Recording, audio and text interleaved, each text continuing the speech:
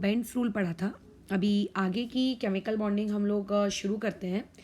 तो आज जो हम लोगों का टॉपिक है, एक्चुअली इसको हम लोग टोटल 3 पार्ट्स में तोड़ेंगे। हम लोग कुछ स्पेशल बॉन्डिंग की सिचुएशंस पढ़ रहे हैं। यानी कि अभी तक आपने क्या पढ़ा? आपने ये पढ़ा 10th स्टैंडर्ड में कि आयोनिक बॉन्ड होते हैं, कोवैलेंट बॉन्ड होते हैं।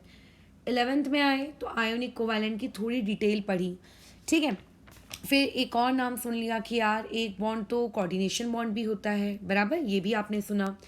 अभी राइट नाउ आप लोगों को इन 3 बॉन्डिंग्स के अलावा, ठीक है, ये तो नॉर्मल बॉन्ड है आपका, क्या कहना, डबल बॉन्ड बनना, कोऑर्डिनेट कोवैलेंट में सिंगल बॉन्ड बनना, ट्रिपल बॉन्ड बनना, पाई बॉन्ड बन रहा है, ये नॉर्मल चीज़ें हैं। बट कभी कभी इन चीज़ों के अलावा जो आपके मॉलिक्यूल्स होते हैं, ये अपने अंदर ही विथ इन द मॉलिक्यूल, ठीक है, एक मॉलिक्यूल और दूसरे मॉलिक्यूल के बीच की बात नहीं कर रही हूँ, मॉलिक्यूल के विथ इन ही अंदर, ठीक है। मॉलिक्यूल क्या होता है?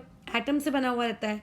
तो मॉलिक्यूल के जो एटम्स होते हैं, ठीक है, फिलहाल आज हमारा जो डिस्कशन है, मॉलिक्यूल के एटम्स अंदर ही अंदर अपने आपस में कुछ बॉन्डिंग क्रिएट कर लेते हैं, ठीक है, कुछ बॉन्डिंग क्रिएट कर लेते हैं। हो सकता है वो सिग्मा बॉन्ड हो सकता है वो पाई बॉन्ड जैसा हो, ठीक है, उस पर अभी कमेंट नहीं कर रहे। तो हम लोग आज की क्लास में कुछ स्पेशल बॉन्डिंग की सिचुएशंस पढ़ेंगे।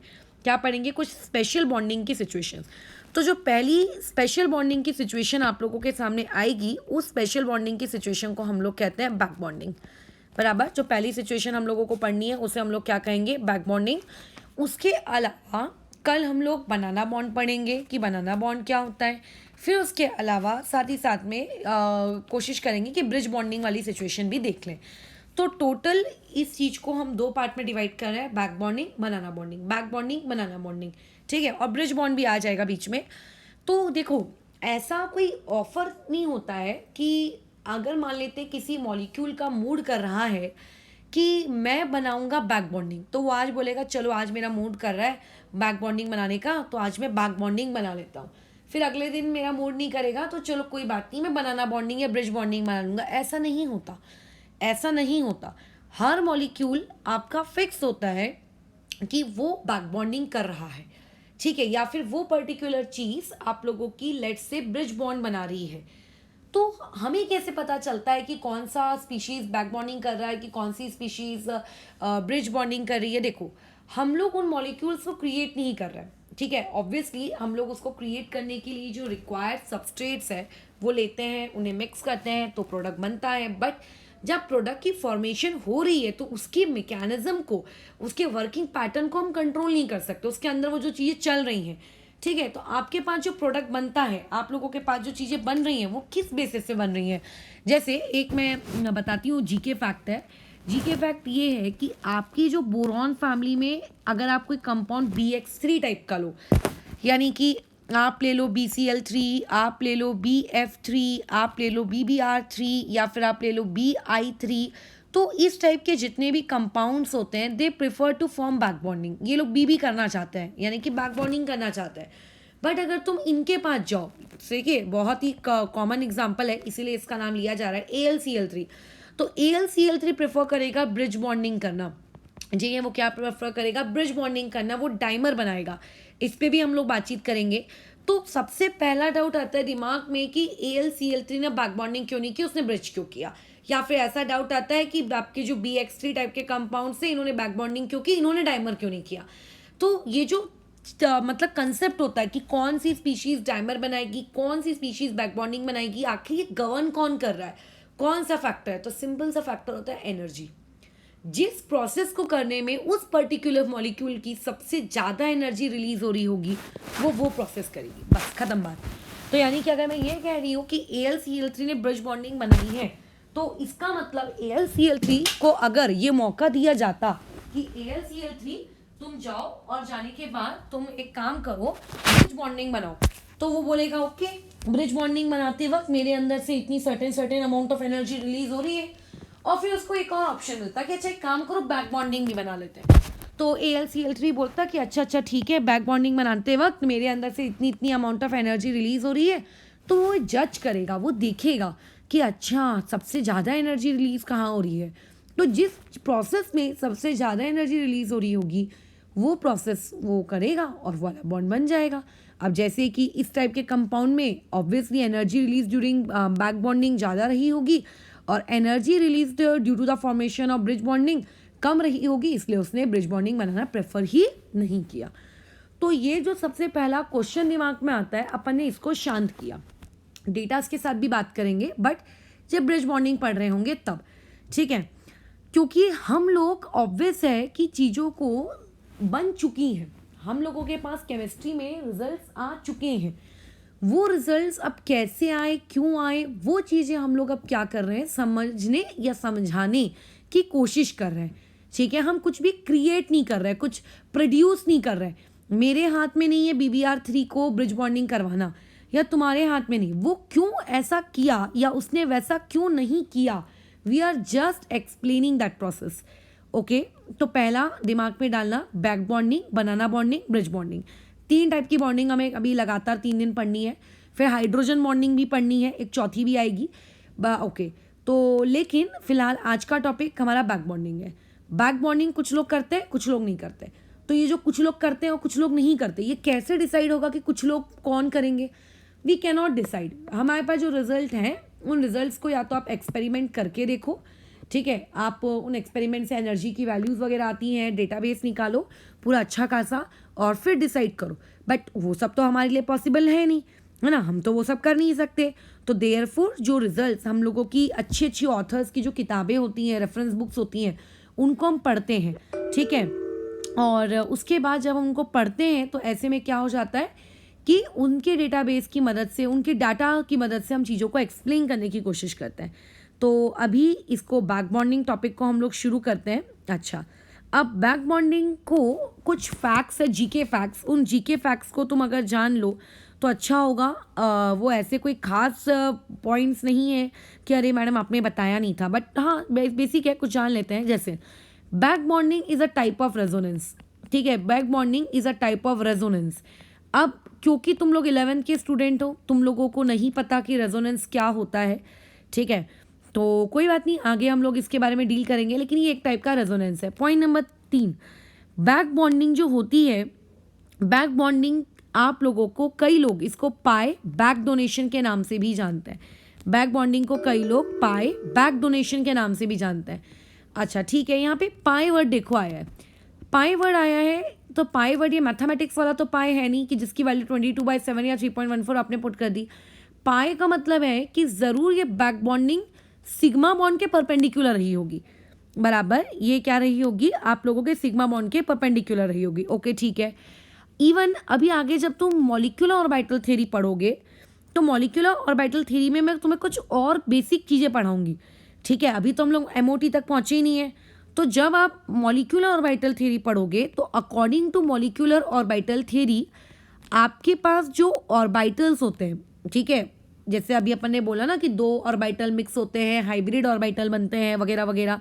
तो जो आपकी MOT है, MOT कहती है, ठीक है, कि आप लोगों के पास 2 टाइप के ऑर्बिटल्स क्रिएट होंगे। एक होंगे आपके पास बॉन्डिंग मॉलिक्यूलर ऑर्बिटल्स, ठीक है, और एक होते हैं आप लोगों के पास एंटी बॉन्डिंग मॉलिक्यूलर ऑर्बिटल्स।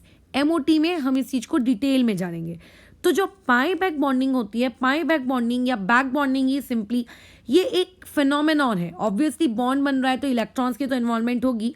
ये एक ऐसा प्रोसेस है, ये एक ऐसी फिनोमेनॉन है जिसमें इलेक्ट्रॉन्स, ठीक है, आपके पास एक एटम A होता है, आपके पास एक दूसरा एटम B होता है। एटम A जो होता है, उस एटम A के पास या एटम B के पास, दोनों में से किसी एक के पास एम्प्टी ऑर्बिटल्स होना ज़रूरी है। क्या ज़रूरी है? एम्प्टी ऑर्बिटल्स होना ज़रूरी है। जैसे कि मैंने मेरे केस में अगर ये अज्यूम कर लिया कि A के पास एम्प्टी ऑर्बिटल्स है, तो उसके साथ जो एटम B है, ठीक है, A और B के बीच में पहले से सिग्मा बॉन्ड बन चुका है, ठीक है, ऐसा नहीं होता कि A और B के बीच में डायरेक्टली बैक बॉन्डिंग बन जाएगी। जो भी सिग्मा बनना होता है वो बन जाता है।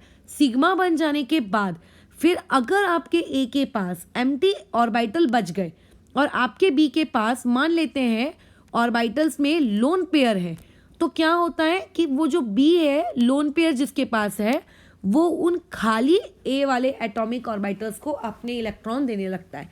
तुम्हें ऐसा लगेगा कि एक काइंड ऑफ कोऑर्डिनेशन बॉन्ड है। कोऑर्डिनेशन में भी तो यही होता है ना, आप लोगों का अनइक्वल शेयरिंग ऑफ इलेक्ट्रॉन्स, एक देता है दूसरा लेता है, तो यहाँ पे भी वही हो रहा है। यहाँ पे भी बी अपने इलेक्ट्रॉन्स दे रहा है और ए उन इलेक्ट्रॉन्स को एक्सेप्ट कर रहा है अपने एम्प्टी ऑर्बिटल में। लेकिन कोऑर्डिनेशन में फ़र्क बस इतना होता है कि जो भी बॉन्ड बनता है वो सिग्मा वाले रहते हैं, लेकिन यहाँ पे ये बॉन्ड सिग्मा बनने के बाद यदि ये प्रोसेस हो रही है तो फिर वो कोऑर्डिनेशन बॉन्ड नहीं, फिर ये क्या कहलाने लगती है आप लोगों की, बैक बॉन्डिंग कहलाने लगती है। ठीक है, तो होता ऐसा है कि बैक बॉन्डिंग में जो इलेक्ट्रॉन दे रहा है, बराबर है, ये आप लोगों का इलेक्ट्रॉन दे रहा है। ठीक है, ये आपने इसने क्या किया, इलेक्ट्रॉन देना शुरू किया और दूसरे ने इलेक्ट्रॉन लेना शुरू किया। तो जो इलेक्ट्रॉन दे दिया, क्या वो परमानेंटली अपने इलेक्ट्रॉन दे देता है? क्या नहीं, वो कभी भी परमानेंटली अपने इलेक्ट्रॉन नहीं देता। समझो इस बात को। जब बी क्या करेगा, अभी बी अपना इलेक्ट्रॉन दे रहा है, when B is giving electron, तो ऐसे में उस बेचारे बी पर कौन सा चार्ज क्रिएट होगा? बी के ऊपर एक पॉजिटिव चार्ज क्या होगा, क्रिएट होगा। बराबर कह रही हूं मैं? ओके। और आप लोगों का जो ए है, वो ए क्या कर रहा है, उस इलेक्ट्रॉन को रिसीव कर रहा है। स्पेलिंग्स वगैरह देख लेना। तो ऐसे में उस बेचारे ए पर, बेचारा तो नहीं है, एक निगेटिव चार्ज आनेगा, बराबर, या फिर उसके ऊपर इलेक्ट्रॉन मिल गए, जो भी आप कहें, एक निगेटिव चार्ज क्रिएट होगा। बट बी को अच्छा नहीं लग रहा है कि उसके ऊपर पॉजिटिव चार्ज क्रिएट हो रहा है। वो जैसे ही इलेक्ट्रॉन देगा वो ले लेगा, लेगा देगा, लेगा देगा, लेगा देगा, मतलब पहले इलेक्ट्रॉन देता है, पॉजिटिव चार्ज आता है, वापस से छीन लेता है, फिर इलेक्ट्रॉन देता है, फिर पॉजिटिव चार्ज आता है, वापस से छीन लेता है। मतलब ये प्रोसेस रिपीटेडली चलती रहती है, चलती रहती है, चलती रहती है, चलती रहती है। मतलब इसमें कभी भी आप लोगों का परमानेंट ट्रांसफर ऑफ इलेक्ट्रॉन नहीं होता है। ठीक है, यहाँ पे कभी भी परमानेंट ट्रांसफर ऑफ इलेक्ट्रॉन नहीं होता, ये बात याद रखना। कभी भी इलेक्ट्रॉन आप लोगों के देने वाले एटम के पास से निकलकर कभी भी लेने वाले एटम के पास हमेशा हमेशा के लिए नहीं जाएंगे। ठीक है, नहीं जाएंगे। ये कुछ फैक्ट्स थे बैक बॉन्डिंग को लेकर। तो हमें कैसे पता चलेगा कि बैक बॉन्डिंग करवानी है कि बैक बॉन्डिंग नहीं करानी? तो बैक बॉन्डिंग कराने के लिए आप लोगों के पास सबसे ज़रूरी दो एसेंशियल कंडीशंस आपको चाहिए। सबसे ज़रूरी दो एसेंशियल कंडीशंस। अगर आपके पास ये दो एसेंशियल कंडीशंस है तो आप लोगों का बैक बॉन्डिंग हो सकती है। ठीक है, फिर आप लोगों की बैक बॉन्डिंग हो सकती है।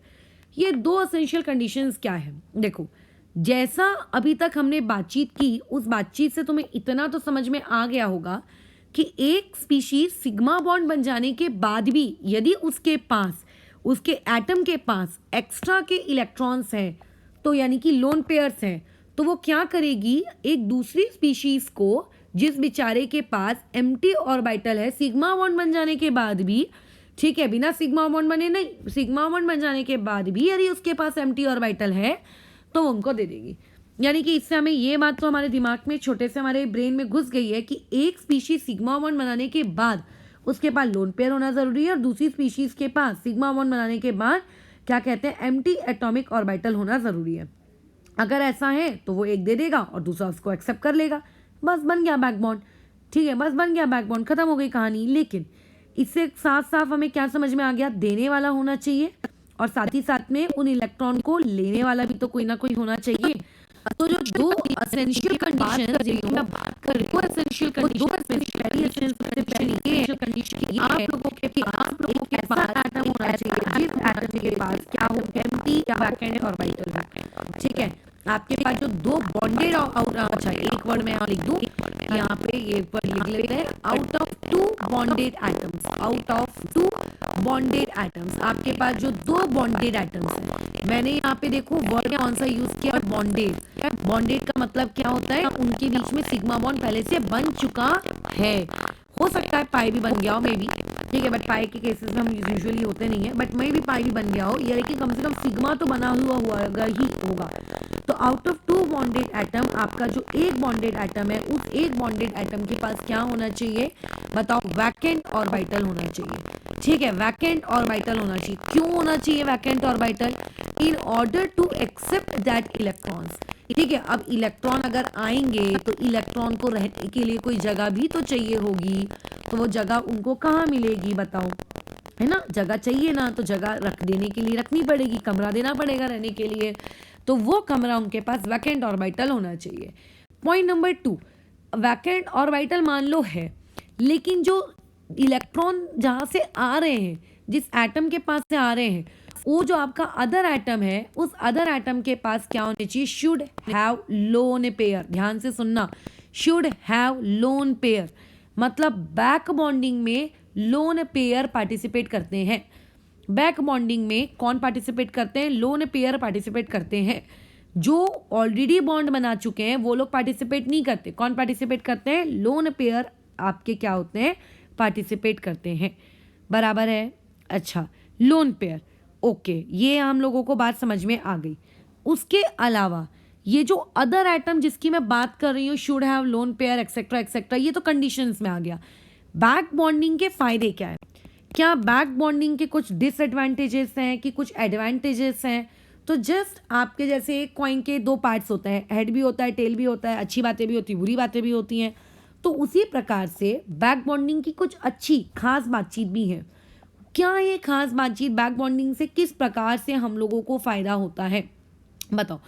तो जो बैक बॉन्डिंग है, बैक बॉन्डिंग आपके लिए इस प्रकार से फ़ायदेमंद है कि when ever back bonding happens, ठीक है, when ever back bonding happens, just imagine एक बहुत बड़ी पहाड़ी है, ठीक है, वो कुछ कहते हैं ना, जैसे मान लेते तुम बहुत ऊपर ऊंचाई पे हो, लेट्स से प्लेन में हो, और वहाँ से तुम जंप कर रहे हो, आई जस्ट डोंट नो, मुझे पता नहीं है उस चीज़ को कौन सा कहते हैं, स्काई से आप जंप कर रहे हो लेट्स से पैराशूट डालकर।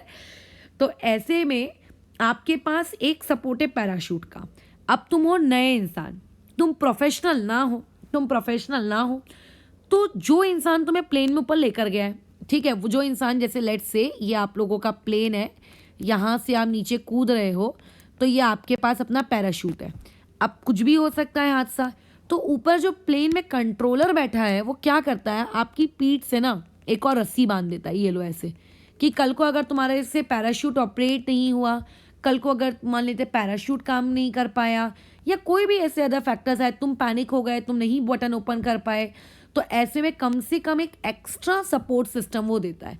क्या करता है? वो एक एक्स्ट्रा सपोर्ट सिस्टम के जैसे काम करता है। क्या एक बात बताओ, उस एक्स्ट्रा सपोर्ट सिस्टम के आने से कोई फ़ायदा हुआ?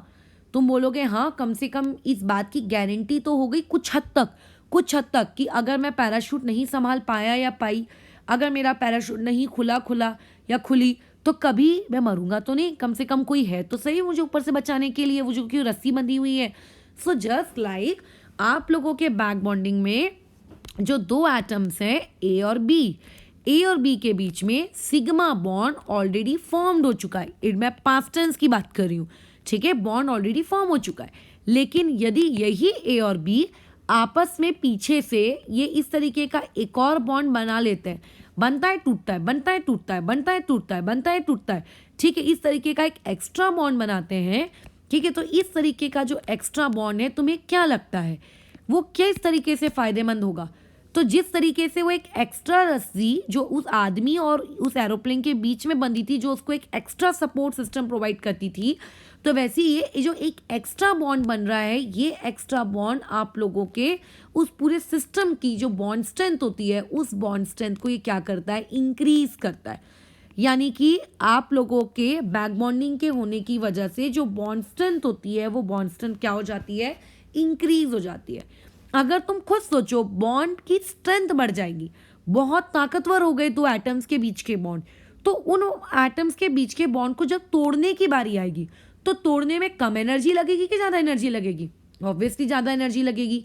तो आप लोगों का जब बैक बॉन्डिंग अगर किसी मॉलिक्यूल में अगर हो गया, तो मॉलिक्यूल में बैक बॉन्डिंग होने की वजह से जो बॉन्ड एनर्जी होती है, या आप कह सकते हो बॉन्ड डिसोसिएशन एनर्जी होती है, वो भी क्या हो जाती है? आपकी बढ़ जाती है। एंड एज वी नो कि आप लोगों के बॉन्ड स्ट्रेंथ का बॉन्ड लेंथ के साथ इनवर्स में रिलेशनशिप चलता है। खुद सोचो, जो चीज़ जितनी लंबी होगी वो उतनी ही कमज़ोर होगी, बराबर है? तो ऐसे में अगर मैं ये कहूँ कि बैक बॉन्डिंग के आने की वजह से बॉन्ड स्ट्रेंथ बढ़ रही है, तो ऑब्वियसली बैक बॉन्डिंग के आने की वजह से जो बॉन्ड लेंथ होगी, वो बॉन्ड लेंथ क्या हो रही होगी? घट रही होगी, ठीक है। वैसे तो ये एक फैक्ट है जो हम लोगों ने ऑलरेडी पढ़ा हुआ है कि आप लोगों का जो बॉन्ड स्ट्रेंथ होती है उसका इनवर्स में रिलेशनशिप चलता है किसके साथ? बॉन्ड लेंथ के साथ, बराबर। ये वाला एक फैक्ट है, ठीक है। मेरे हिसाब से यहाँ तक बातें क्लियर होंगी तुम्हें। अब आगे बढ़ते हैं हम लोग नेक्स्ट पार्ट में। तो बॉन्ड स्ट्रेंथ बढ़ गई, बॉन्ड एनर्जी बढ़ गई, बॉन्ड लेंथ घट गई, ठीक है, बॉन्ड लेंथ घट गई। तो बैक बॉन्डिंग कब होगी, इस पे हम लोग बातचीत कर चुके हैं, ठीक है। अच्छा, उसके बाद हम इस पे बातचीत कर चुके हैं कि बैक बॉन्डिंग के लिए एसेंशियल कंडीशंस क्या है, और बैक बॉन्डिंग के आने के एडवांटेजेस एंड डिसएडवांटेजेस से बात कर चुके हैं। अभी कुछ एक नियम है, वो नियम मैं आपको बता देती हूँ कि वो नियम क्या है। उन नियम को आपको फॉलो करना है। अब वो नियम क्या है, उन नियम पे हम लोग कल ज़्यादा डिटेल में बातचीत करेंगे। एक बार जब ये पूरा हमारा लूप कंप्लीट हो जाएगा ना, क्या नाम है, बनाना बॉन्डिंग वाला, ब्रिज बॉन्डिंग वाला, तब हम उस लूप पे बातचीत करेंगे। फिलहाल अभी आप उसको एक जीके फैक्ट के जैसे समझ के याद रखें, लेकिन इस पर डिस्कशन आगे होगा, ठीक है। जैसे अभी एक टॉपिक मैं अभी बताऊंगी, उसका डिस्कशन हम लेकिन कल करेंगे। वैसे जो और टॉपिक छूट जाएंगे उनका डिस्कशन आगे की क्लास में होता जाएगा।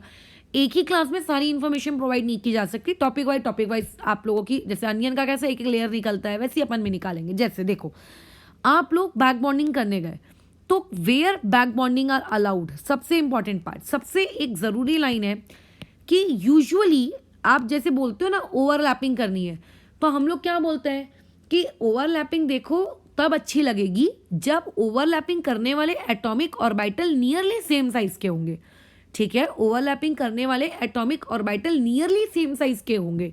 कैसे होंगे, नियरली सेम साइज के होंगे, क्योंकि अगर एक एटॉमिक ऑर्बिटल बहुत छोटा है और मान लेते हैं आप लोगों का एक एटॉमिक ऑर्बिटल ये बड़ा है, तो तुम खुद सोचो इनके बीच में अगर तुमने ओवरलैपिंग कराई, तो इनके बीच की जो ये ओवरलैपिंग है, ये ओवरलैपिंग आप लोगों की ज़्यादा अच्छी इफेक्टिव नहीं होगी। ओवरलैपिंग वाले कंसेप्ट में इससे बातचीत कर चुके हैं। तो बॉन्डिंग भी तो वही है, बॉन्डिंग भी तो एक प्रकार की ओवरलैपिंग ही हो रही है। तो ऐसे में अगर आप ये चाहते हो कि आपकी जो बैक बॉन्डिंग है वो बैक बॉन्डिंग बहुत ही अच्छी होनी चाहिए, तो एक्सटेंट ऑफ बैक बॉन्डिंग इस बात पे डिपेंड करती है कि जिन ऑर्बिटल्स के बीच में आप बैक बॉन्डिंग करवा रहे हो, ठीक है, जो ऑर्बिटल्स उस बैक बॉन्डिंग में इन्वॉल्व हो रहे हैं, उन ऑर्बिटल्स का नियर अबाउट कैसा होना चाहिए, सेम साइज होना चाहिए, ठीक है। मैं बैक बॉन्डिंग को मैं बीबी लिख रही हूँ, आर ऑफ सेम साइज। वो जितने सेम साइज के या नियर अबाउट सेम साइज के होंगे, बैक बॉन्डिंग उतनी ज़्यादा अच्छी होगी। जितना ज़्यादा साइज का डिफरेंस होगा, बैक बॉन्डिंग अच्छी नहीं होगी। अभी जैसे कि अगर तुमसे कोई ये पूछे कि क्या, मान लेते हैं एक एटम है, उस एटम का जो लोन पेयर है वो उसके 2p ऑर्बिटल में मौजूद है, और जिसको वो इलेक्ट्रॉन दे रहा है उसका एम्प्टी ऑर्बिटल भी 2p है, तो क्या 2p के बीच में बैक बॉन्डिंग अलाउड है? तो पहली बात तो याद रखना, बैक बॉन्डिंग एक प्रकार का पाई बॉन्ड है, क्योंकि सिग्मा के बाद बन रहा है, तो बैक बॉन्डिंग को हम ऐसा लिखते हैं 2p पाई। तो यस, 2p पाई बैक बॉन्डिंग अलाउड है। अब कंफ्यूजन आ रहा होगा, मैडम ये 2p पाई क्या है, तो हम पढ़ेंगे, लेकिन अभी धीरज रखो फिलहाल। तो 2p पाई वाली बैक बॉन्डिंग अलाउड है। अगर आप बोलोगे कि मैं बॉन्डिंग करता हूँ 2p पाई और किसके बीच में, 3p पाई के बीच में, तो ये बैक बॉन्डिंग ये भी अलाउड है। अगर तुम बोलोगे कि लेकिन ना मैं बैक बॉन्डिंग करूँगा 2p पाई और 3d पाई के बीच में, तो नहीं, ये बैक बॉन्डिंग अलाउड नहीं है। क्यों अलाउड नहीं है, धीरे धीरे एक एक टॉपिक में हम लोग डिस्कस करेंगे। अगर कोई तुमसे पूछेगा, सॉरी ये अलाउड है, अगर कोई तुमसे ये पूछेगा कि 3p पाई और 3p पाई अलाउड है क्या, तो हम बोलेंगे नहीं, तो ये अलाउड नहीं है। तो ऐसे में 3p पाई क्यों अलाउड नहीं है, कल या परसों जब हम लोग ब्रिज बॉन्डिंग की बात कर रहे होंगे ना, तब इससे बात करेंगे, तब मैं बताऊंगी कि ये क्यों अलाउड नहीं है, ठीक है। ब्रिज बॉन्डिंग के केस में हम इस बारे में डिस्कशन करेंगे कि क्यों ये अलाउड नहीं है। तो अगर आपको कल को ऐसा दिखे कि जहाँ पे लोन पेयर है वो 3p में है और जिसको वो दे रहा है उसका खाली एटॉमिक ऑर्बिटल भी 3p का है, तो 3p के बीच में कभी बैक बॉन्डिंग नहीं होगी, ठीक है। और किसके बीच में नहीं होगी, अगर 3d पाई और 3d पाई वालों के बीच में भी नहीं होगी, ठीक है। देने वाला और लेने वाला यदि दोनों के दोनों 3d ऑर्बिटल्स हैं तो भी बैक बॉन्डिंग वहाँ पे पॉसिबल नहीं है, ठीक है। अच्छा, एक सबसे इंपॉर्टेंट एक्सेप्शन है, ये आप लोगों को याद रखना है, वो ये कि अगर एक इलेक्ट्रॉन देने वाला, ठीक है। अच्छा, एक और इम्पॉर्टेंट सूचना है, वो इम्पॉर्टेंट सूचना बता दी जाती है, पहले उसको सुन लो। जिन लोगों को हम ये स्टार्टिंग में लिखते हैं, देखो ये स्टार्टिंग में लिख रहे हैं, ये 2p पाई हम स्टार्टिंग में लिख रहे हैं, 2p पाई स्टार्टिंग में लिख रहे हैं, 3p पाई आगे लिख रहे हैं, 3d पाई आगे लिख रहे हैं, तो जिन लोगों को हमने यहाँ स्टार्टिंग में लिखा है, ये स्टार्टिंग में लिखने वाले जो लोग होते हैं ये होते हैं इलेक्ट्रॉन देने वाले, ठीक है, देने वाले। हो सकता है हिंदी भी मेरी पुअर हो गई हो, बहुत सालों से नहीं लिखा है। इलेक्ट्रॉन देने वाले लोग होते हैं। और जिनको हम यहाँ पीछे की तरफ लिखते हैं ना, ये वो लोग होते हैं जिन लोगों के पास वैकेंट ऑर्बिटल है। ये वो लोग होते हैं जिनके पास वैकेंट ऑर्बिटल है। तो बैक बॉन्डिंग को जो ये लिखने का तरीका है, ये तुम्हें पता होना चाहिए था कि इसमें अगर कल को ऐसा पेपर में आपको लिखना पड़ जाए कि बताओ यहाँ पे कौन से टाइप की बैक बॉन्डिंग है, तो तुम पता चले 3p आगे लिख रहे हो, 2p पीछे लिख रहे हो, ऐसा नहीं। उसका एक सीक्वेंस ऑर्डर है, वो है। तो ये आप लोगों का क्या है, लेने वाले। ये आप लोगों के कौन है, लेने वाले लोग हैं। ये लेने वाले लोग हैं, बराबर, ठीक है। तो अगर मैं तुमसे कहूंगी कि 2p दे रहा है इलेक्ट्रॉन, किसको दे रहा है, 4d को दे रहा है, तो क्या ये चीज अलाउड है? तुम उसने बोलोगे नॉट अलाउड। कभी अलाउड नहीं है, कभी अलाउड नहीं है, कभी अलाउड नहीं है, सिवाय एक जगह के, सिवाय एक जगह के, ठीक है, सिवाय एक जगह के। सिर्फ और सिर्फ इस बॉन्डिंग का इकलौता एक ही ऐसा एक्सेप्शन है जिस जगह पर ये वाली बॉन्डिंग अलाउड होती है, ठीक है। सिर्फ और सिर्फ इसका एक ही एक्सेप्शन है जहाँ पे ये बॉन्डिंग अलाउड होती है, वो आपको याद रखना है, वो आपको याद रखना है। क्या है वो एक्सेप्शन? देखो, नाइट्रोजन सेंट्रल एटम रहेगा, लोन पेयर रहेगा, यहाँ पे जर्मेनियम रहेगा, जर्मेनियम के इधर 3 हाइड्रोजन ऐसे लटक रहे होंगे, फिर एक और जर्मेनियम होगा, उसके इधर में भी 3 हाइड्रोजन लटक रहे होंगे, यहाँ पे भी जर्मेनियम होगा, इसके भी यहाँ पे ऐसे 3 हाइड्रोजन लटक रहे होंगे। या फिर इन शॉर्ट इस चीज को मैं ऐसा लिख सकती हूँ, नाइट्रोजन ब्रैकेट में फिर GeH यहाँ पे होल थ्राइस 3, अच्छा सॉरी 3 और फिर एक और में 3, ठीक है। ये आपका इकलौता एक्सेप्शन है जिसमें 2p आपका रहता है और फिर 4d रहता है। 2p और फिर क्या रहता है, 4d रहता है, ठीक है। चलो अब आगे बढ़ते हैं, पहले समझते हैं ये बैक बॉन्डिंग का फेनोमेना, ठीक है। अच्छा, एक पॉइंट जो मैं ऊपर बताना भूल गई हूँ कि बैक बॉन्डिंग के होने की वजह से हाइब्रिडाइजेशन में भी फर्क पड़ता है, ठीक है। हाँ, हाइब्रिडाइजेशन में भी फर्क पड़ता है, हाइब्रिडाइजेशन भी चेंज होती है। और अगर हाइब्रिडाइजेशन चेंज हो रही है तो फिर तो बॉन्ड एंगल भी चेंज होगा और फिर तो उसकी ज्योमेट्री भी चेंज होगी। मतलब समझ गए बैक बॉन्डिंग कितनी इंपॉर्टेंट बला है। ये अगर हुई तो बहुत सारे पैरामीटर्स को इफेक्ट करती है, इसीलिए हम बैक बॉन्डिंग पढ़ रहे हैं, नहीं तो हमारा क्या जाता है बैक बॉन्डिंग पढ़ने के। अच्छा, अब आगे बढ़ते हैं। हम लोग बैक बॉन्डिंग के देखो 2 इलस्ट्रेशंस होते हैं जो पूरी दुनिया में लिए जाते हैं। सबसे पहला इलस्ट्रेशन लिया जाता है BF3 को लेकर, ठीक है। BF3 as an example consider किया जाता है और उस एग्जाम्पल को कंसिडर करके आप लोगों को बैक बॉन्डिंग समझाई जाती है। और दूसरा होता है बैक बॉन्डिंग को समझाने का तरीका, आपके क्या कहते हैं, कोऑर्डिनेशन केमिस्ट्री की मदद से, कार्बोनिल कंपाउंड्स की मदद से, जो कि 12th स्टैंडर्ड का पार्ट है, ठीक है। जो कि किसका पार्ट है, 12th स्टैंडर्ड का पार्ट है। तो हम लोग जो है BF3, क्योंकि आप 11th में हो, आपने कोऑर्डिनेशन केमिस्ट्री पढ़ी नहीं, आपको लिगेंड्स क्या होते हैं ये सब पता नहीं है, तो हम एक स्टैंडर्ड एग्जाम्पल BF3 लेके पढ़ेंगे। और जब आप 12th में कोऑर्डिनेशन केमिस्ट्री पढ़ोगे तो वहाँ पे बैक बॉन्डिंग मेटल कार्बोनिल्स में फिर पढ़ा दी जाएगी, बराबर है। Concept will remain same, concept will remain same, but हम लोग स्टार्टिंग किससे कर रहे हैं ये हम पे डिपेंड करता है, क्योंकि आप लोग स्टार्टिंग में अभी नए नए पिल्ले हो। तो देयरफॉर हम लोग क्या करेंगे, यहाँ पर आप लोगों की जो बैक बॉन्डिंग है उसको शुरू से शुरू करते हैं। देखो, तो BF3 के स्ट्रक्चर में B आपका सेंट्रल एटम है एज यू नो। तो B का जो ग्राउंड स्टेट इलेक्ट्रॉनिक कॉन्फ़िगरेशन होता है वो लिख लो। क्या होता है, 1s2 2s2 और होता है 2p1। अगर मैं इसका डब्बा वाला स्ट्रक्चर बनाऊं तो इसके 2s में इस प्रकार से 2 इलेक्ट्रॉन होंगे। 2p में टोटल कितने बॉक्सेस होते हैं, 3 बॉक्सेस होते हैं। 3 बॉक्सेस में से एक बॉक्स के पास इलेक्ट्रॉन होगा। और उसके बाद अब तुमको साफ साफ दिख रहा है कि BF3 में 3 सिग्मा बॉन्ड्स आर फॉर्म्ड। तुम्हें दिख रहा है कि आप लोगों के पास जो BF3 है उस BF3 में 3 सिग्मा बॉन्ड्स बने हैं, 3 सिग्मा बॉन्ड्स बने हैं, 3 sigma bonds are formed. It means that अगर 3 सिग्मा बॉन्ड बने हैं, ठीक है, it means that there should be वहाँ पे क्या होने चाहिए, आप लोगों के एटलीस्ट 3 अनपेयर्ड इलेक्ट्रॉन्स होने चाहिए। वहाँ पे क्या होने चाहिए, आप लोगों के पास एटलीस्ट 3 अनपेयर्ड इलेक्ट्रॉन होने चाहिए।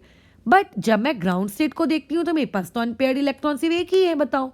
तो इसका मतलब पहले आपको बोरॉन को एक्साइटेड स्टेट में लेकर जाना होगा। तो अगर हम बोरॉन को एक्साइटेड स्टेट में लेके जाएंगे तो ये एक इलेक्ट्रॉन कूद के यहाँ पहुँच जाएगा।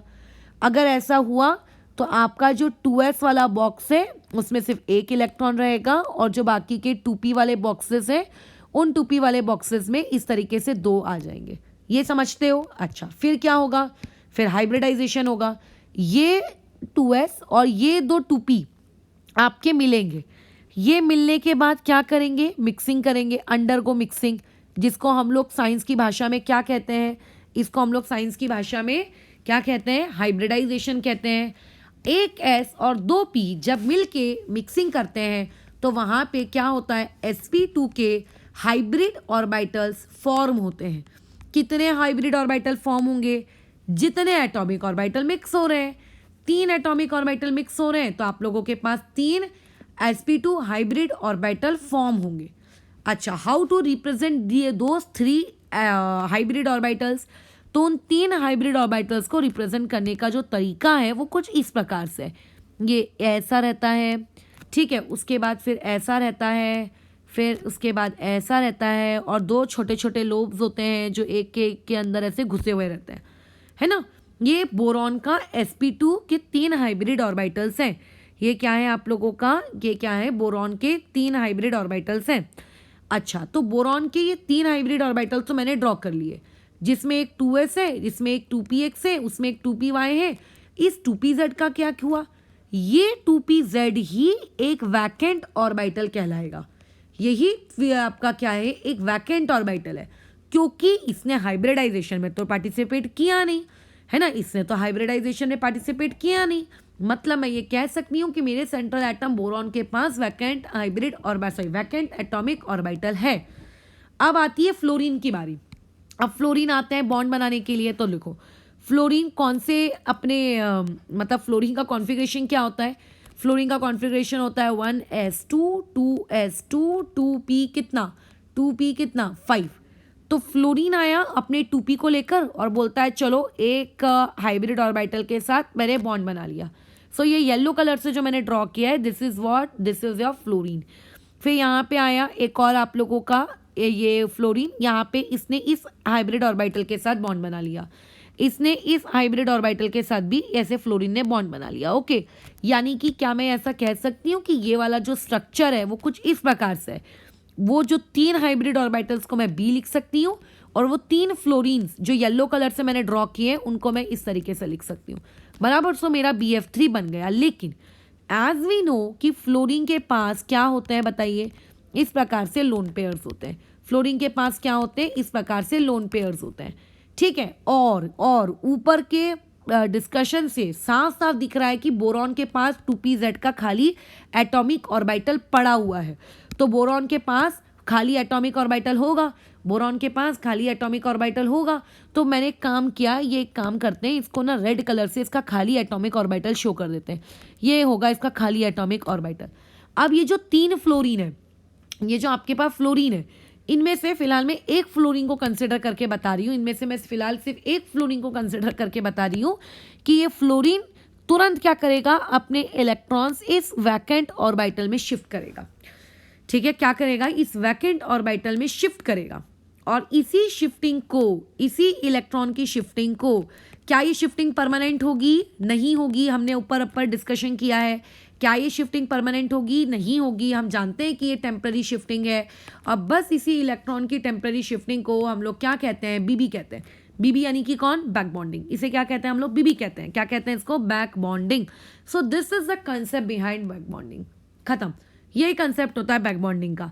तो आपको ऐसे कई क्वेश्चंस क्रिएट करके दिए जा सकते हैं कि आप आइडेंटिफाई करें कि गिवन मॉलिक्यूल के अंदर में बैक बॉन्डिंग हो रही है कि बैक बॉन्डिंग नहीं हो रही है, ठीक है। उसके अंदर बैक बॉन्डिंग हो रही है कि उसके अंदर बैक बॉन्डिंग नहीं हो रही है। इसके बेसिस पे बहुत सारे क्वेश्चंस क्रिएट किए जा सकते हैं। हम करेंगे उसके क्वेश्चन, अभी डिस्कशन भी करते हैं। लेकिन बैक बॉन्डिंग है क्या, ये तो समझ में आ गया। तो बैक बॉन्डिंग का फेनोमेना हमने समझ लिया। अब सबसे ज़रूरी सूचना, बैक बॉन्डिंग के आने से आप लोगों के इसमें क्या फ़र्क पड़ा? क्या मतलब बॉन्ड स्ट्रेंथ बढ़ी, बॉन्ड स्ट्रेंथ घटी, कि बॉन्ड लेंथ बढ़ी कि बॉन्ड लेंथ घटी, हुआ क्या basically, what is exactly happening. तो अगर मैं तुमको ऐसी उठकर कहूँ कि देखो ऐसा ऐसा हो रहा है, क्या तुम इस बात से एग्री करोगे? Obviously not. कोई भी मेरी कही हुई बात से या दुनिया में किसी भी पर्सन की कही हुई बात को कभी एग्री नहीं करता है। मैं भी किसी, आप अगर मुझे कुछ कहोगे कि ऐसा ऐसा फिनोमेनॉन इस मॉलिक्यूल के अंदर हो रहा है, आप मान लो, मैं क्यों मानूंगी जब तक मेरे पास ऐसा कोई मैथमेटिकल प्रूफ ना हो, है ना। मेरे पास जब तक ऐसा कोई मैथमेटिकल प्रूफ ना हो, तो हम लोगों के पास क्या होती हैं, बहुत सारी किताबें होती हैं जिन किताबों में हमारे पास कुछ स्टैंडर्ड वैल्यूज़ लिखी होती हैं। तो उन्हीं स्टैंडर्ड वैल्यूज़ के बारे में तुम्हें मैं एक जानकारी दे देती हूँ। ये जानकारी सिर्फ बताई जा रही है ताकि आपको कंसेप्ट समझे, इसके डेटा याद करके आपको कोई मतलब नहीं है, जस्ट फॉर एक्सप्लेनेशन, ठीक है। जैसे हमारी जो स्टैंडर्ड बुक्स है, स्टैंडर्ड बुक्स में लिखा हुआ है कि बोरॉन और फ्लोरीन के बीच में, ठीक है, थियोरेटिकली ऐसा लिखा हुआ है कि अगर बोरॉन और फ्लोरीन के बीच में एक सिंगल बॉन्ड बनता है तो कायदे से उस सिंगल बॉन्ड की जो बॉन्ड लेंथ होनी चाहिए वो होनी चाहिए 1.52 एंगस्ट्रॉम, ये होना चाहिए। बट अब हम लोग आते हैं आपके BF3 में, ठीक है, अब आते हैं हम लोग BF3 में। तो तुम्हें एक मुझे बात बताओ कि BF3 में अभी तक तुमने जितना भी पढ़ा है, तुम्हें अपनी आंखों से ये कौन सा बॉन्ड दिख रहा है, ये कौन सा बॉन्ड दिख रहा है? यू ऑब्वियसली तुम कहोगे it is appearing like it is single bond, it is SB मतलब इट इज सिंगल बॉन्ड। तो अगर ये सिंगल बॉन्ड है तो इसकी जो बॉन्ड लेंथ है, then bond length should comes out to be 1.52 angstrom, है ना। तो इसकी बॉन्ड लेंथ कितनी आनी चाहिए थी? 1.52 एंगस्ट्रॉम आनी चाहिए थी, बराबर आनी चाहिए थी। लेकिन अब जब इसकी एक्चुअल बॉन्ड लेंथ निकाली गई, किसकी?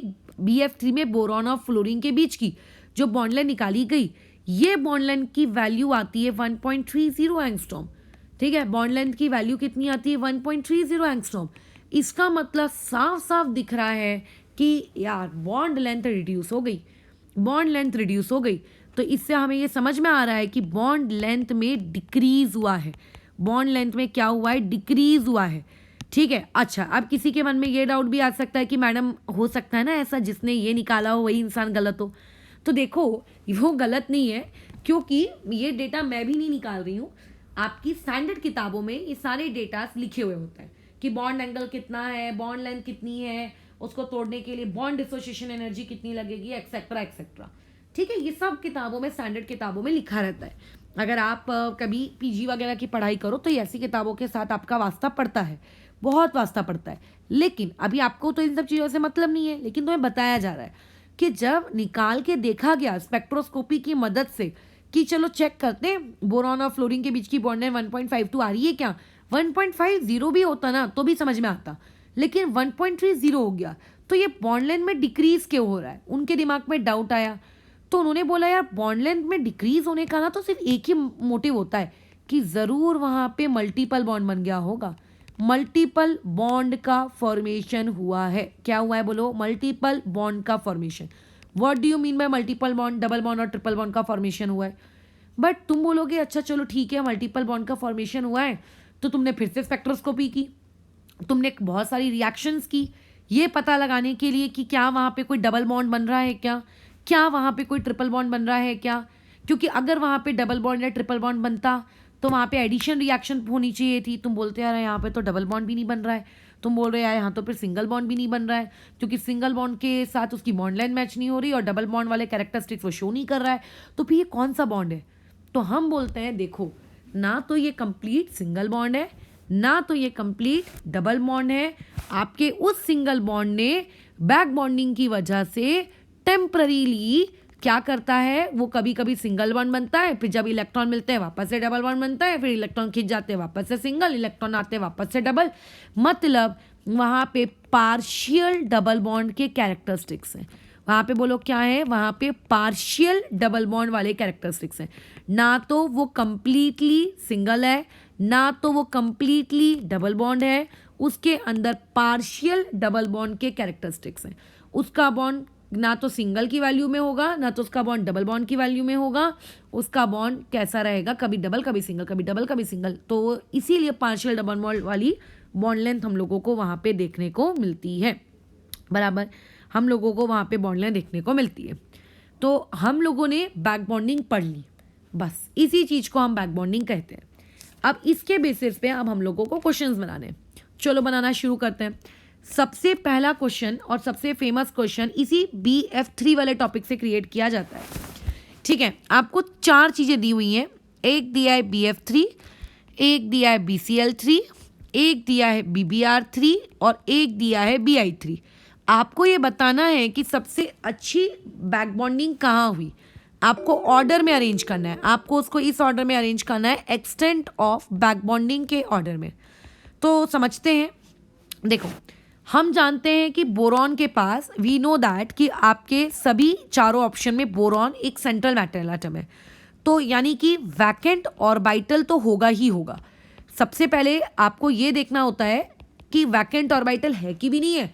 तो अभी अभी हमने ऊपर देखा कि अगर बोरॉन के पास वैकेंट ऑर्बिटल BF3 में है तो बाकी में भी तो होगा, तो वैकेंट ऑर्बिटल मौजूद है।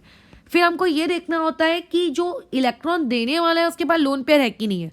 तो चाहे आप फ्लोरीन लो, चाहे आप क्लोरीन लो, चाहे आप ब्रोमीन लो, चाहे आप आयोडीन लो, इन सभी के पास क्या होते हैं, लोन पेयर्स होते हैं। बराबर, इन सभी के पास क्या होते हैं, लोन पेयर्स होते हैं। इन सभी के पास क्या होते हैं, लोन पेयर्स होते हैं। अच्छा चलो, होते हैं लोन पेयर्स। तो तुम्हें ऐसा लगेगा कि सब में बैक बॉन्डिंग हो रही है। हाँ, सब में बैक बॉन्डिंग हो भी रही है, नो डाउट। लेकिन तुम ये देखो कि जो BF3 है, उस BF3 में जो B है, बी फॉर बॉल, उसके पास वैकेंट ऑर्बिटल कौन सा वाला है।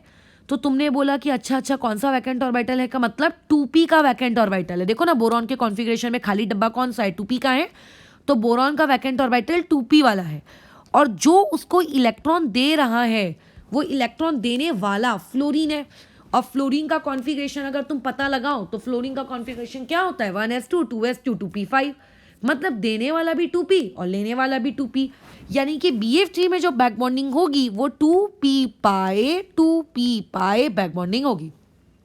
BCl3 में आते हैं। BCl3 में आपका लेने वाला तो 2p पाए है, बट देने वाला 3p पाए है। बराबर, तो यहाँ पे जो बैक बॉन्डिंग होगी उसको आप ऐसा लिख सकते हो, 2p पाए और 3p पाए। ठीक है, ये मैंने लिख दिया। BBr3 में आ जाते हैं। अब सुनो, BBr3 में ब्रोमीन तो 4th पीरियड का है। अब यहाँ पे जो बॉन्डिंग होगी वो 2p पाए 4p पाए है। अच्छा चलो ठीक है, आगे वाला तो और भी महान है, 2p पाए और 5p पाए है। बताओ, ये इस तरीके से चल रहा है हिसाब किताब। तो तुम खुद सोचो, 2p तो सेम साइज के हैं, यहाँ तो बैक बॉन्डिंग होनी है। बल्कि अगर दो लोग जो आपस में ओवरलैपिंग कर रहे हैं, या चाहे दो लोग जो आपस में बॉन्डिंग कर रहे हैं, उनके साइज सेम होने चाहिए, नियर अबाउट सेम होने चाहिए, तभी तो बॉन्डिंग अच्छी होगी। तो इतना तो हमारे भेजे में बात आ गई है कि सबसे अच्छी बैक बॉन्डिंग तो BF3 में होने वाली है। और तुम यहाँ देखो, एक 2p है, छोटा सा 2p, और एक है बड़ा सा 5p। तो इतने छोटे से 2p और उतने बड़े से 5p के बीच में क्या एक अच्छी बॉन्डिंग आप एक्सपेक्ट कर सकते हो? क्या आप एक अच्छी बॉन्डिंग एक्सपेक्ट कर सकते हो? नहीं कर सकते।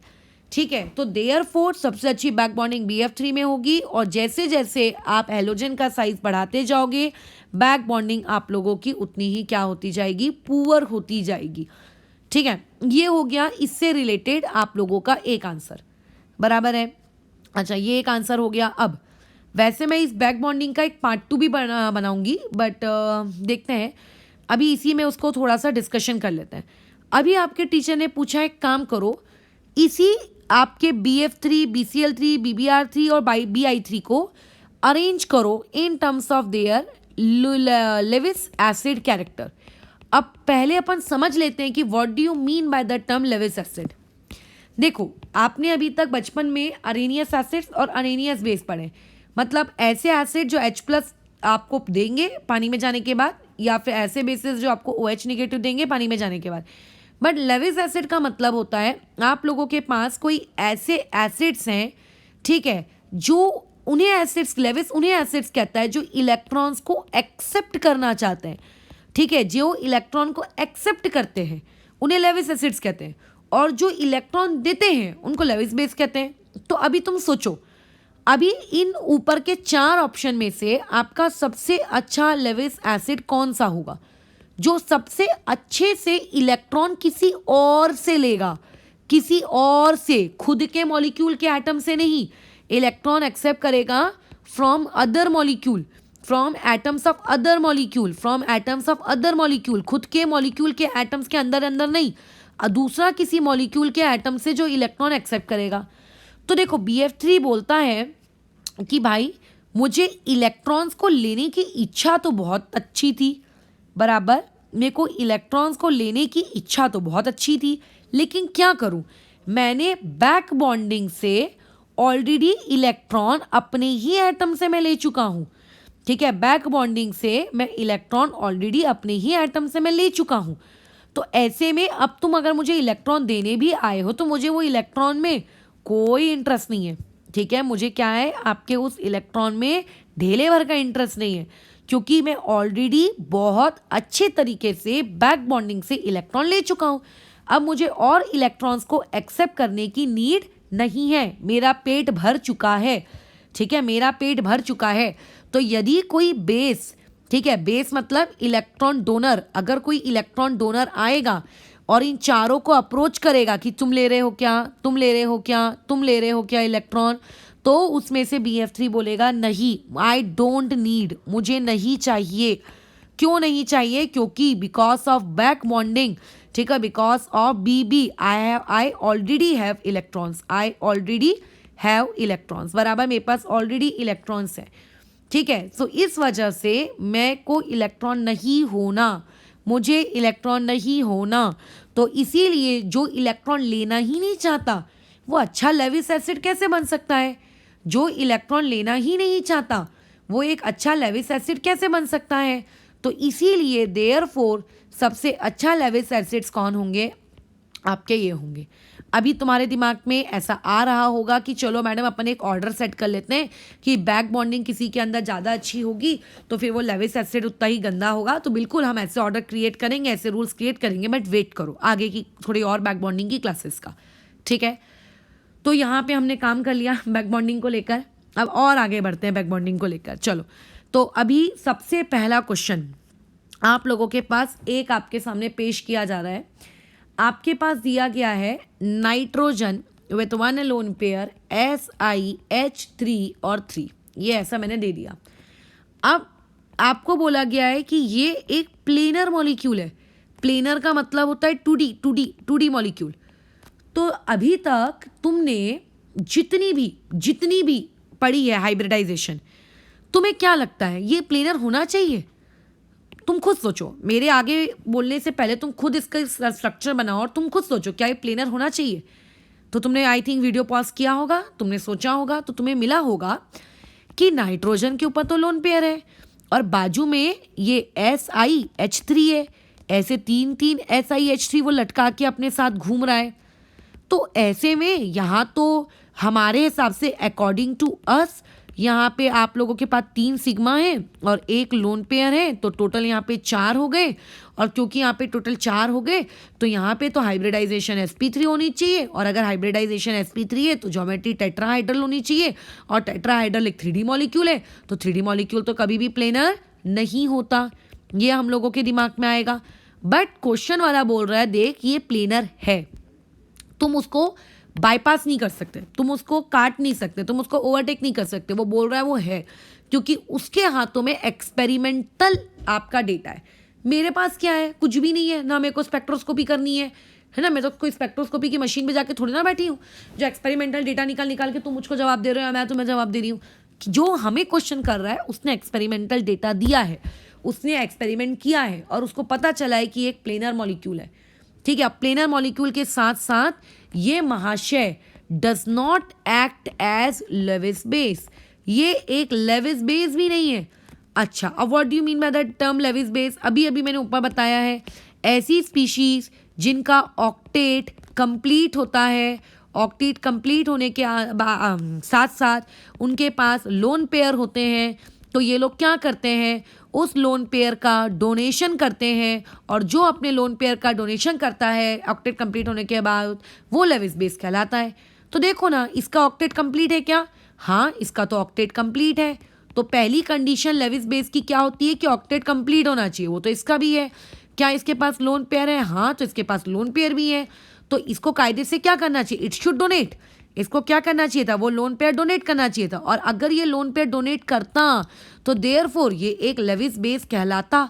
बट क्वेश्चन वाला बोल रहा है कि देख मेरे पास एक्सपेरिमेंटल इंफॉर्मेशन है और मेरी एक्सपेरिमेंटल इंफॉर्मेशन कहती है कि ये लेविस बेस नहीं है।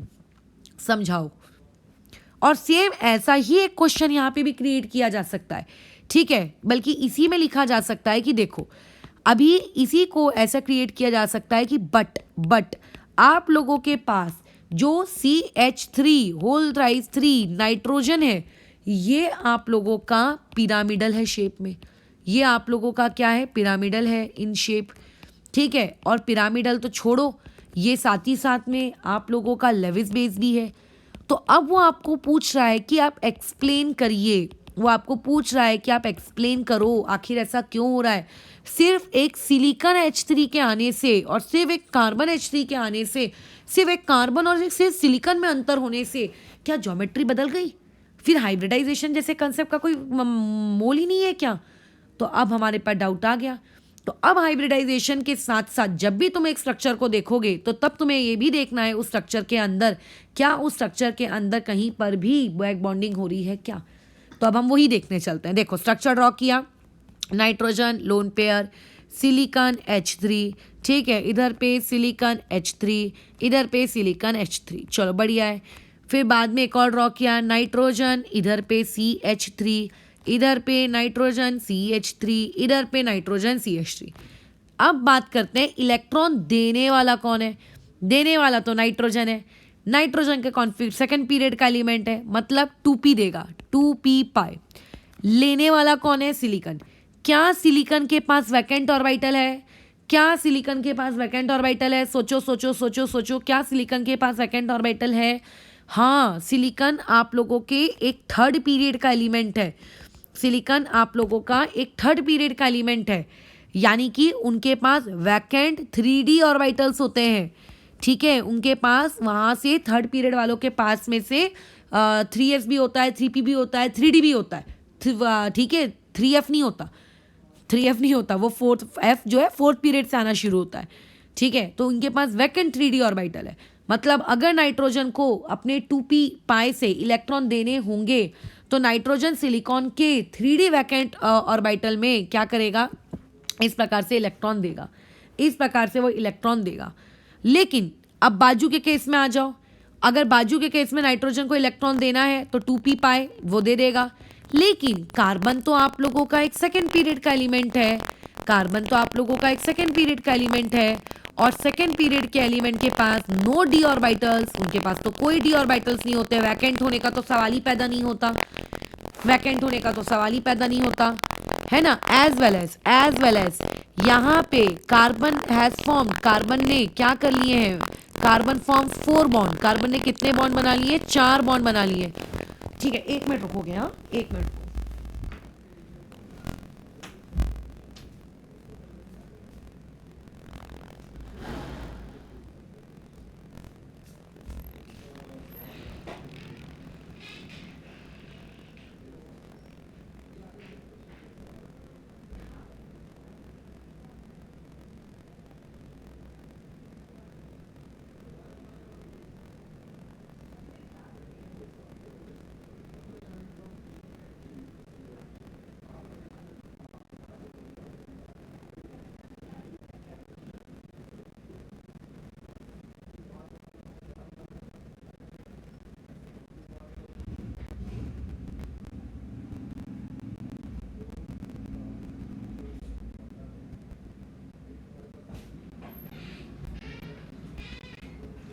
चलो कंटिन्यू करते हैं।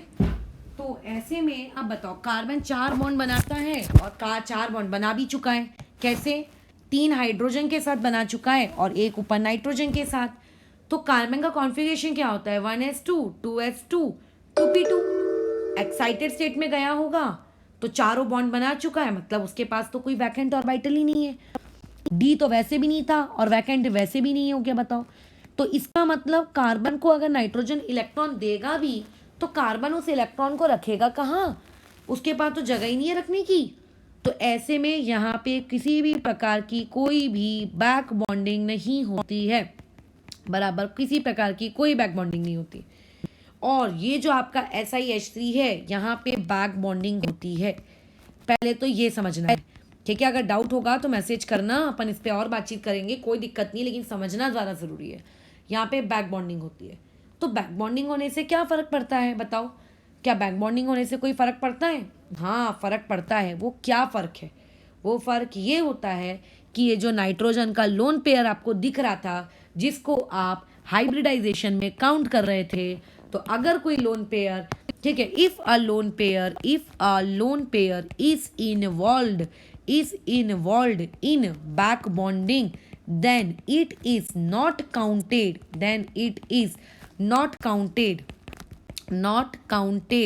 in, किस चीज में नहीं काउंट किया जाता? इज नॉट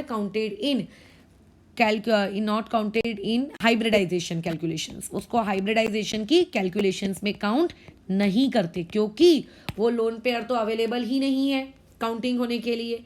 ऐसा ही सेम लॉजिक हम एरोमेटिसिटी में भी लगाएंगे, ठीक है, कि अगर कोई लोन पेयर आपकी उस रिंग की, जान दो तब का तब पार्ट है, तो ऐसे में अगर कोई तुमसे पूछेगा कि बताओ यहाँ पे इसकी हाइब्रिडाइजेशन क्या, तो हाइब्रिडाइजेशन में बोलोगे आप 3 सिग्मा प्लस 0 लोन पेयर। क्यों? क्योंकि वो 0 लोन पेयर तो किस काम में जा रहा है? बैक बॉन्डिंग के काम में जा रहा है, वो तो है ही नहीं मौजूद। तो अगर कोई चीज़ सिर्फ 3 ही है तो उसका हाइब्रिडाइजेशन क्या होगा? sp2। और sp2 कौन सी ज्योमेट्री होती है? Trigonal planar. देयरफॉर वो मॉलिक्यूल ट्राइगोनल प्लेनर है। Finally done. तो यानी कि ये जो डिस्कशन था, ये जो क्वेश्चन था कि ये वाला मॉलिक्यूल प्लेनर है, इस पे मैंने बात कर ली, और ये वाला मॉलिक्यूल पिरामिडल है, इस पे भी हमने बात कर ली। क्यों पिरामिडल है भाई बताओ? क्योंकि इसका तो लोन पेयर उसी के पास है, तो ऐसे में उसकी हाइब्रिडाइजेशन तो 3 + 1 = 4 होगी, यानी कि sp3। अब एक और क्वेश्चन, पहला वाला एक लुईस बेस नहीं है। अरे लुईस बेस, जैसे कि इमेजिन करें मेरे पास एक ड्रेस है, मेरी फ्रेंड मुझसे वो ड्रेस मांगने आई। अब हो कैसा रहा है कि मेरे पास वो ड्रेस तो है, बट मेरी फ्रेंड के आने से पहले ही मैंने वो ड्रेस मेरी किसी दूसरी फ्रेंड को दे दी। अब मैं उसको क्या बोलूँगी? यार मेरे पास ड्रेस तो थी, बट वो ड्रेस मैंने ऑलरेडी किसी और को दे चुकी हूँ। तो इससे क्या समझ में आता है? क्या मेरे पास ड्रेस नहीं है, बट टेम्पररीली वो नहीं है, ठीक है। परमानेंट तो ड्रेस मेरी रहेगी ना, उसके नाम तो मैंने नहीं कर दी वो dress, but for a short duration of time मैंने किसी और को दे दी। तो जब कोई मुझसे मांगने आया तो उस वक्त मेरे हाथ में वो ड्रेस नहीं थी, मैं ठन गोपाल थी। तो वही यहाँ पर भी हो रहा है। नाइट्रोजन के पास आपको देखने के लिए आपको लोन पेयर दिख तो रहा है, बट जब आप उसकी केमिस्ट्री के अंदर डीप में घुसे तो आपने ये पाया कि उसके अंदर तो लोन पेयर कायदे से है ही नहीं, उसका लोन पेयर उड़ चुका है आज़ाद परिंदे के जैसे। तो देयरफॉर वो एक लुईस बेस नहीं है, क्योंकि लुईस बेसिस के पास उनका लोन पेयर उनके पास परमानेंटली होना चाहिए, ताकि अगर कोई उनसे मांगने आए तो वो अपना इलेक्ट्रॉन उनको दे सके। तो अगर कोई इलेक्ट्रॉन बैक बॉन्डिंग में चला गया है, या फिर अगर कोई एक इलेक्ट्रॉन एरोमेटिसिटी करने चला गया है, तो वो इलेक्ट्रॉन्स कभी भी लुईस बेस के लिए काम के नहीं होते, ठीक है। तो इसीलिए बैक बॉन्डिंग में अगर कोई इलेक्ट्रॉन इन्वॉल्व है तो इसका मतलब वो मॉलिक्यूल फिर एक लुईस बेस नहीं रहता है। तो बैक बॉन्डिंग के होने की वजह से क्या क्या होता है? हाइब्रिडाइजेशन बदलती है। हाइब्रिडाइजेशन के बदलने से क्या होता है? Structure, shape, geometry, bond angle सब बदलता है, ठीक है। लुईस बेस चीज़ें नहीं होती हैं फिर इस तरीके से, बराबर है, ठीक है। तो वैसे तो हमने काफ़ी डिस्कशन कर लिया है इस चीज़ का। एक आखिरी एग्जाम्पल लेकर मैं इसको अभी यहाँ रोकती हूँ, क्योंकि बैक बॉन्डिंग में मुझे और भी चीज़ें पढ़ानी है, ठीक है। ये तो मैंने आज सिर्फ और सिर्फ बैक बॉन्डिंग का एक कंसेप्चुअल पार्ट दिया है, एक इसका एप्लीकेशन पार्ट भी हम रखेंगे, ठीक है। इसका हम एक एप्लीकेशन पार्ट भी रखेंगे। तो देयरफॉर इस चीज़ को अभी यहाँ रोकना ज़रूरी है, नहीं तो एक बार में तुम्हारे दिमाग में बहुत सारी खिचड़ी मच जाएगी। आखिरी क्वेश्चन, अभी आखिरी क्वेश्चन में आपको बोला जा रहा है आप लोगों के पास मिथाइल आइसोसाइनेट है, ठीक है, ओके। अभी मिथाइल यानी कि CH3, आइसोसाइनेट, ये आप लोगों के पास वर्ड आ गया। अब साइनाइड आप लोगों को पता होना चाहिए किसे कहते हैं, तो साइनाइड हम कहते हैं CN को। धीरे धीरे चीज़ें पता चलेंगी। कार्टून नेटवर्क, ठीक है, कार्टून नेटवर्क, साइनाइड मतलब कार्टून नेटवर्क। तो मिथाइल आइसोसाइनेट हम किसे कहेंगे? क्या साइनेट और आइसोसाइनाइड दोनों सेम होता है क्या? बताओ। नहीं, ऑब्वियसली दोनों सेम नहीं होता। तो आइसो वर्ड अगर कहीं लग गया है तो तुम ये समझ जाओ CN बोलने के बदले आपको वहां पे बोलना है NC, यानी कि आइसोसाइनेट का मतलब होता है कि कोई भी ग्रुप नाइट्रोजन से जुड़ा है, और साइनाइड अगर बोलोगे तो इसका मतलब होता है कि कोई भी ग्रुप कार्बन से जुड़ा है। ठीक है, अच्छा, ऑब्वियसली इसके ऊपर पॉजिटिव चार्ज होगा, इस पे नेगेटिव चार्ज होगा। इसका Lewis dot structure, this is methyl isocyanate. इसका स्ट्रक्चर बेंट है, सोचो बेंट। तुम्हें अभी मेरे बनाने से ऐसा लग रहा होगा कि इसका स्ट्रक्चर लीनियर दिख रहा है आपको, बट रियलिटी में ये एक बेंट स्ट्रक्चर है। ठीक है, लेकिन अगर मैं इसकी बात करूं, आपके सिलाइल आइसोसाइनेट की, अगर मैं इसकी बात कर लूँ, ठीक है, किसकी, सिलाइल आइसोसाइनेट की, सिलाइल आइसोसाइनेट की, तो आपका जो सिलाइल आइसोसाइनेट है SiH3, सिर्फ कार्बन को मैंने रिप्लेस कर दिया सिलिकॉन से। ठीक है, ये आप लोगों का NC। अच्छा एक मिनट, साइनेट है ना, आइसोसाइनेट। ओके, एक मिनट, यहाँ पे एक और लगाना था मुझे, वो मैं लगाना भूल गई हूँ। 2 मिनट, यहाँ स्ट्रक्चर में गड़बड़ कर दी है। आइसोसाइनाइड होना होगा ना, मैं तो आइसोसाइनेट लिखा है। आइसोसाइनेट मतलब ये चीज़ ऐसी कुछ है ना, ये चीज़ ऐसी कुछ है, ये ऐसी कुछ है। ठीक है, ये वाला जो आपका स्ट्रक्चर है, ये वाली जो चीज़ है आप लोगों के पास लीनियर है। अगेन क्वेश्चन आ गया एक्सप्लेन। ठीक है, वैसे तो आपके JEE के पेपर में कभी एक्सप्लेन जैसा वर्ड रहेगा नहीं, बट असर्शन रीजनिंग में पूछा जा सकता है, या फिर इससे क्वेश्चन क्रिएट किए जा सकते हैं। अब आ जाओ, क्या करें, समझते हैं शांति से। यहाँ पे लोन पेयर किसके पास है, नाइट्रोजन के पास है। तुम बोलोगे मैडम ऑक्सीजन के पास भी तो है। Okay, I do agree, oxygen के पास है, बट अभी अभी हमने ऊपर डिस्कशन किया है, ऊपर वाले डिस्कशन से हमें इतनी तो हमारे अंदर अक्ल है कि कार्बन के पास पहले तो कोई डी ऑर्बिटल भी नहीं होता, ऊपर से अगर कार्बन 4 बॉन्ड बना ले तो खाली कोई p ऑर्बिटल भी नहीं होता। 4 बॉन्ड बना लिए मतलब सारे p ऑर्बिटल भर चुके हैं, बराबर। तो नीदर वैकेंट डी ऑर्बिटल, तो डी ऑर्बिटल तो होता ही नहीं है, बट कुछ भी यहाँ पे वैकेंट ऑर्बिटल्स नहीं है किसी भी प्रकार के। तो अगर ऑक्सीजन के पास लोन पेयर है तो वो देगा किसको, कार्बन को ही दे सकता था। कार्बन बोलता है रहने दे भाई, मेरे पास लेने के लिए जगह नहीं है, तो ऑक्सीजन आपका डोनर नहीं है। ओके, बात करते हैं नाइट्रोजन पे। नाइट्रोजन एक डोनर बन सकता है। तुम बोलोगे क्यों मैडम, नाइट्रोजन क्योंकि इधर भी डोनेट कर सकता है, इधर भी डोनेट कर सकता है। तो जब नाइट्रोजन आपका डोनेट करने देख रहा है राइट साइड, तो बोलता है राइट साइड में कार्बन, कोई वैकेंट ऑर्बिटल नहीं, तो नाइट्रोजन के लिए राइट साइड डोनेशन इम्पॉसिबल हो गया।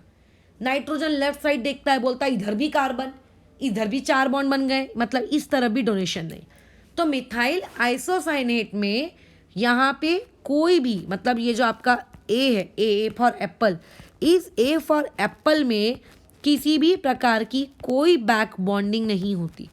अब तुम मुझे बताओ, अगर वहाँ पे किसी भी प्रकार की कोई बैक बॉन्डिंग नहीं है, और मैं अगर नाइट्रोजन को अपना एक सेंट्रल एटम मान कर चलूँ, ठीक है, अगर मैं नाइट्रोजन को अपना एक सेंट्रल एटम मान कर चलूँ, तो ऐसे में lone pair is on nitrogen, therefore involved in hybridization, involved in hybridization। Lone pair किस में है, नाइट्रोजन के ऊपर है, इसलिए उस बोलो हाइब्रिडाइजेशन में वो इन्वॉल्व है। अभी ऊपर सिखाए थे।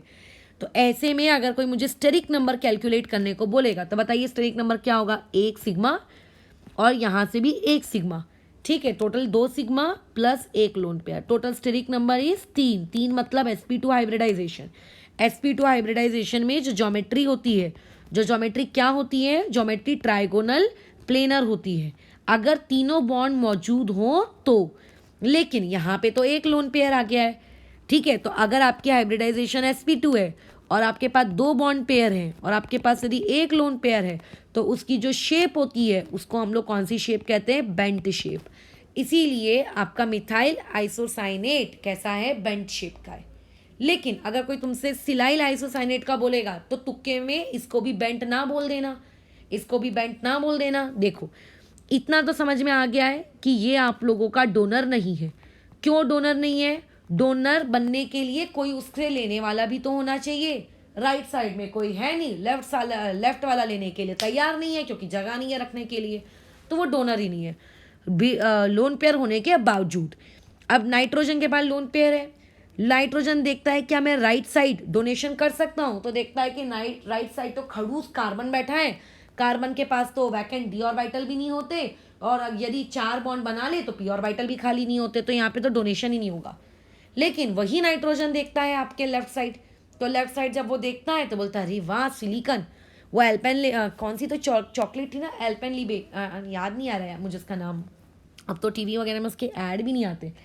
एल्पेन लीबी ऐसी कोई आई थिंक कोई चॉकलेट थी जिसमें वो मगरमच्छ के मुंह से बोलता है अजीब से पानी आया, लप लप लाइक है ना, जीप लप लप हुई। तो नाइट्रोजन देखता है कि बाजू में सिलिकन है, तो सिलिकन के पास भी 4 बॉन्ड बने हैं, तो सिलिकन के पास कोई खाली पी ऑर्बिटल नहीं है, बट सिलिकन आप लोगों का थर्ड पीरियड का एलिमेंट है, और थर्ड पीरियड का एलिमेंट के पास खाली 3D ऑर्बिटल्स होते हैं।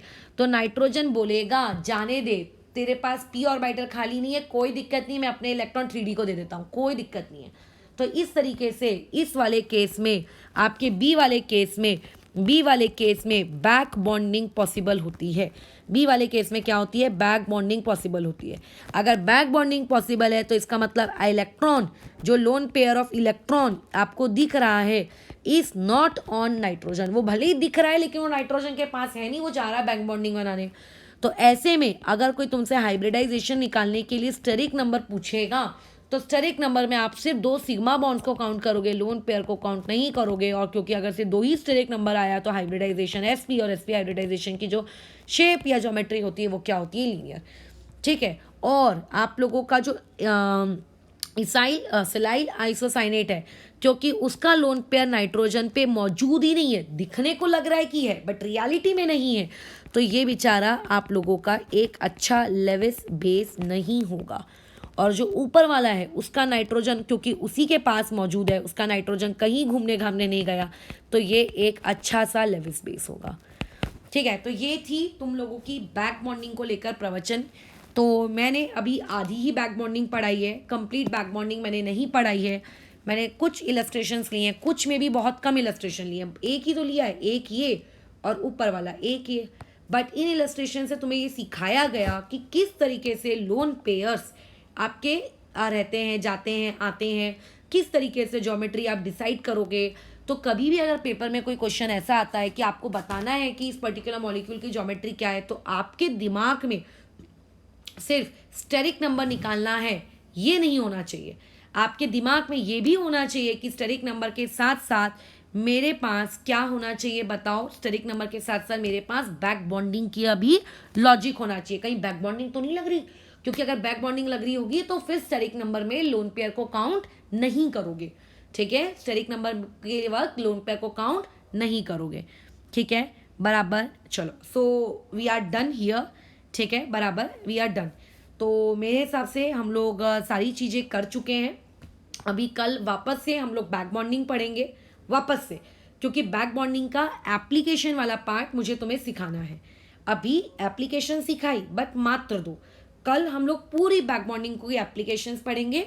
और अगर वो वीडियो लेट्स से 1 घंटे को एक्सीड नहीं करता है तो फिर कल मैं तुम्हें जो ये वाला कंसेप्ट होता है 3 सेंटर 2 इलेक्ट्रॉन बॉन्ड या फिर बनाना बॉन्डिंग, ये भी सिखा दूंगी। और अगर मान लेते हैं सिर्फ 15 या 20 मिनट बच रहे हैं तो ऐसे केस में हम लोग फिर वो बनाना बॉन्डिंग ना पढ़कर जो प्रीवियस मेरे डिस्कशंस रह गए हैं, क्या कहते हैं, आंसर की वाले, वैसे तो मैं अभी आंसर की शेयर कर रही हूँ, बट अगर मान लेते हैं आंसर की मेरे को नहीं मिल पाई तो फिर मैं ऐसे में डायरेक्टली आंसर्स खुद ही बना के तुम्हें टिक करवा दूंगी।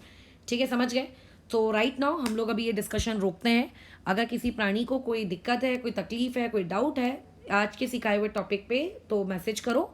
जैसे ही वीडियो की एंडिंग में मैं उसका रिप्लाई कर दूंगी। अच्छा वो मुझे याद है, प्रियांशु ने डाउट्स भेजे थे, तो प्रियांशु का देख लेते हैं किधर है। रुको। अच्छा, पहले एक श्रेयन का भी आया हुआ है। देखो, श्रेयन ये पूछ रहा है कि अगर ड्रैगो रूल ये कहता है कि हाइब्रिडाइजेशन जैसी कोई चीज़ ही नहीं होती तो फिर रूल ही इनवैलिड हो जाना चाहिए हाइब्रिडाइजेशन का। तो ढंग से समझते हैं, हम लोगों को अभी तक करंटली, जब तक हम 11th स्टैंडर्ड में केमिकल बॉन्डिंग पढ़ रहे हैं, हायर स्टैंडर्ड्स की केमिकल बॉन्डिंग की मैं बात नहीं कर रही हूँ। 11th स्टैंडर्ड तक आप जितने भी कंसेप्ट पढ़ रहे हो, धीरे धीरे कंसेप्ट देखो डेवलप हुए। ठीक है, पहले लोगों ने ओवरलैपिंग को इंट्रोड्यूस किया तो उन्हें लगा कि अरे वाह, हम लोगों ने कुबेर का खजाना ढूंढ लिया है, अली बाबा वाला खजाना मिल गया है, केमिस्ट्री की दुनिया के हम राजा बन गए, सब कुछ सॉर्टेड है। फिर बाद में उन्हें पता चला यार ओवरलैपिंग से तो बहुत सारी चीज़ें मतलब डेटा मैच ही नहीं कर रहे। तो उन्होंने सोचा कि ऐसी कोई थ्योरी बनाई जाए जिस थ्योरी से हम एक्सपेरिमेंटल डेटा वैल्यू को मैच करवा सकें। तो उन्होंने इंट्रोड्यूस कर दिया हाइब्रिडाइजेशन का कंसेप्ट। हाइब्रिडाइजेशन आप लोगों का उन्हें नहीं पता रियलिटी में ऐसा कुछ हो रहा है कि नहीं हो रहा है, वी डोंट नो। उन्होंने बस इंट्रोड्यूस कर दिया और उनके उस इमेजिनरी इंट्रोडक्शन से या फिर उनके उस हाइपोथेटिकल इंट्रोडक्शन से बहुत सारे डेटा की वैल्यूज मैच हो रही थी।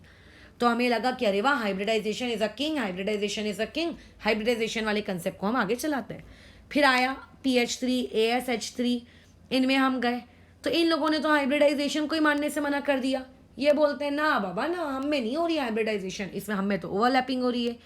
तो ना आप सारी इंफॉर्मेशन को ओवरलैपिंग से समझा पा रहे हो, ना आप सारी इंफॉर्मेशन को हाइब्रिडाइजेशन से समझा पा रहे हो। तो इसका मतलब मॉलिक्यूल के अंदर ना तो ओवरलैपिंग हो रही है ना तो हाइब्रिडाइजेशन हो रहा है, उनके अंदर जरूर कोई ऐसी चीज हो रही है जो अभी तक हमको पता नहीं है, राइट। तो ये इसका आंसर है श्रेयन, बराबर। और एक मिनट आगे भी वो कुछ लिख रहा है कि वो ये कहना चाह रहा है कि ड्रैगो वाले वीडियो में मैंने ऐसा कहा था कि 2p 3p 4p 5p 6p 7p वाले एटम हाइब्रिडाइजेशन शो नहीं करेंगे। मुझे एक्चुअली श्रेयन याद नहीं आ रहा है, मेरे को वीडियो वापस से देखना पड़ेगा। But rule says that there should be sp3 hybridization, so this is a contradiction ना। ओके, हाँ कॉन्ट्रडिक्शन तो होगा क्योंकि ऑब्वियसली sp3 हाइब्रिडाइजेशन के लिए तो p इन्वॉल्व होना ही चाहिए ना, सो कॉन्ट्रडिक्शन तो डेफिनेटली हो रहा है। बट ये 2p 3p 4p 5p 6p 7p वाले एटम हाइब्रिडाइजेशन शो नहीं करेंगे, ये मैंने किस संदर्भ में कहा था ये मुझे बिल्कुल याद नहीं आ रहा है। थोड़ा सा मुझे सोचने दो, शायद में भी मुझे याद आ जाए कि मैंने कब ये बात किस पॉइंट पे कही थी। हो सकता है उस वक्त मैं कुछ और बता रही हूँ और तुमने शायद उसको ड्रैगो के साथ मिक्स कर दिया हो। रुको,